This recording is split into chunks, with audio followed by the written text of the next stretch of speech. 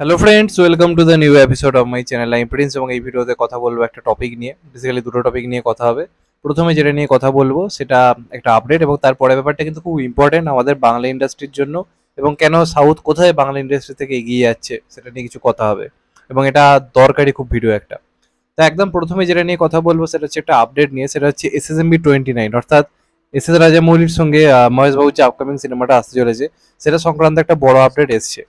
তো এমনটা সচরাচর দেখা যায় না, মানে ইন্ডিয়ান সিনেমার ক্ষেত্রে, যে সিনেমা আসার আগে, সিনেমার টিজার ট্রেলার এগুলো আসার আগে সামথিং ডিফারেন্ট তারা কিছু একটা আনার ট্রাই করছে, ডিফারেন্ট কিছু একটা দেখাবার চেষ্টা করছে, এমনটা দেখা যায় না। কিন্তু SS রাজামৌলির ভিশন বলে কথা, এবং এটা তার বলা হচ্ছে ড্রিম প্রজেক্ট। সিনেমায় অনেক রকম চমক থাকছে, প্রচুর টাকা ইনভেস্ট করা হচ্ছে, এবং মহেশ বাবুর একটা বিরাট বড় কামব্যাক হতে পারে এই সিনেমাটার মাধ্যমে, এমনটাই কিন্তু ধারণা করা হচ্ছে, এবং ধারণা নয়, এমনটা হবে এমনটাই কিন্তু কল্পনা করা হচ্ছে। তো দেখা যাক শেষ পর্যন্ত কি হয়।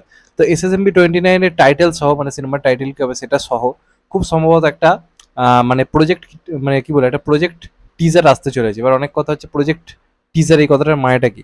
তো এটা হচ্ছে বেসিক্যালি সিনেমায় আমরা মহেশবাবুর লুক কিরকম সেটা জানতে পারবো না, বা সিনেমায় কি হতে চলেছে কি না করছে আমরা জানতে পারবো না। শুধুমাত্র এই সিনেমাটা যে ওয়ার্ল্ডটাকে ঘিরে, এটা তো একটা অ্যাডভেঞ্চারাস মুভি, একটা জঙ্গল অ্যাডভেঞ্চার টাইপের সিনেমা হতে চলেছে, যেমনটা ইন্ডিয়ানা জোন্স যারা যারা তারা মানে জানে একটা অ্যাডভেঞ্চার মুভি কিরকম টাইপের হয়। তো এটার ক্ষেত্রে সেরকম একটা অ্যাডভেঞ্চার ড্রামা থাকতে চলেছে সিনেমার মধ্যে। তো যে কারণে ওই যে জগৎটা যেখানে অ্যাডভেঞ্চার হবে, তার চারপাশের কি সিচুয়েশন সেটাকে কেন্দ্র করে একটা কিন্তু প্রজেক্ট টিজার আনা কিন্তু তারা প্ল্যানিং করছে, এবং সেটা খুব শীঘ্রই আনা হবে। সেটা রেডি অলরেডি হয়ে গেছে, এবং এটা এস এস রাজামৌলির টিমের তরফ থেকে পুরো ব্যাপারটা জানানো হয়েছে, যার বেশি দিন ওয়েট করতে হবে না, খুব শীঘ্রই কিন্তু তারা একটা প্রজেক্ট টিজার আনতে চলেছে। তো এবার দেখা যাক শেষ পর্যন্ত কি হয়। আমি তো বেশ এক্সাইটেড এই কাজটা নিয়ে।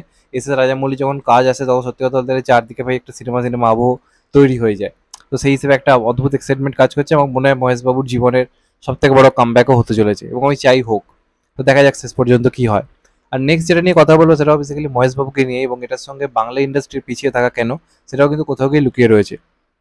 আজকে আপনারা যদি দেখেন, মানে এই যে সিনেমাটা এসছে গুন্টুর কারাম, সেই সিনেমাটা কিন্তু বক্স অফিসে যে হিউজ বিজনেস করেছে মহেশবাবু সিনেমা যেরকম করে তা কিন্তু নয়, এবং সিনেমাটার গুণগত মানে অনেক লোকের পছন্দ হয়নি, রিভিউ যে খুব ভালো এসছে তা নয়। এবার রিভিউ খারাপ, লোকের পছন্দ হচ্ছে না, বক্স অফিস আসছে না, এগুলোর ফলে কি সত্যি একটা ইন্ডাস্ট্রির ক্ষতি হয়? হয় না। ক্ষতি তখন হয় যখন স্যাটেলাইট এবং ডিজিটাল রাইটসের প্রবলেম হয়, যেটা এখন বাংলা ইন্ডাস্ট্রি ফেস করছে।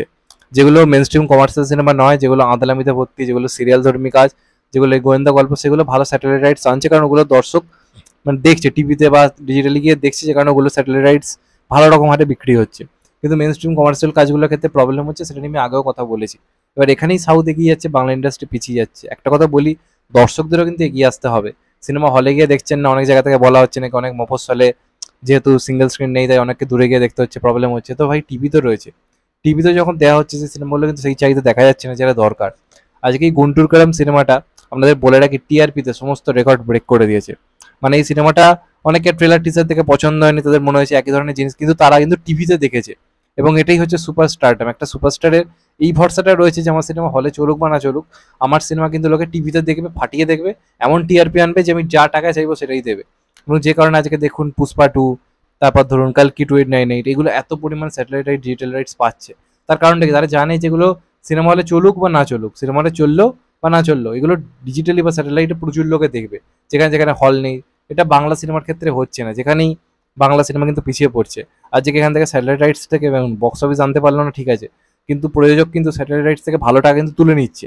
বাংলাতে এই জায়গাটারই প্রবলেম হচ্ছে।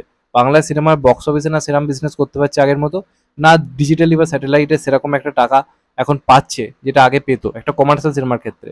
তবেই তো তারা বড় সিনেমা বানাতে পারবে, আরও টাকা ইনভেস্ট করতে পারবে, কিন্তু সেটাও তো হচ্ছে না। এবং এখানেই কিন্তু সাউথ এগিয়ে যাচ্ছে, বাংলা পিছিয়ে যাচ্ছে। তো বাংলার যারা মাস অডিয়েন্স তাদেরকে এগিয়ে আসতে হবে। আমাদের এলাকায় হল নেই না বলে যখন টিভিতে দেওয়া হচ্ছে, তখনও কিন্তু সেই পরিমাণের যে দর্শক হওয়া উচিত একটা মেন স্ট্রিম সিনেমার আগে যেরকম হতো, সেটা কিন্তু হচ্ছে না। এবং এখানেই কিন্তু সাউথ এগিয়ে যাচ্ছে, বাংলা ইন্ডাস্ট্রি কিন্তু ক্রমশ পিছিয়ে যাচ্ছে। এটা নিয়ে ভাবার দরকার আছে, যে কারণে ভিডিওটা করলাম। তোমাদের এটা নিয়ে কি মতামত অবশ্যই কমেন্ট করে জানিও, আর চ্যানেলটা নতুন হলে চ্যানেলটা সাবস্ক্রাইব করে দিও, and get the bell icon. ভালো থেকো সবাই, টেক কেয়ার, নমস্কার, আবার দেখা হবে। হয়তো বাই। সবাই ভালো থেকো, সুস্থ থেকো, নমস্কার, টেক কেয়ার, আবার দেখা হবে।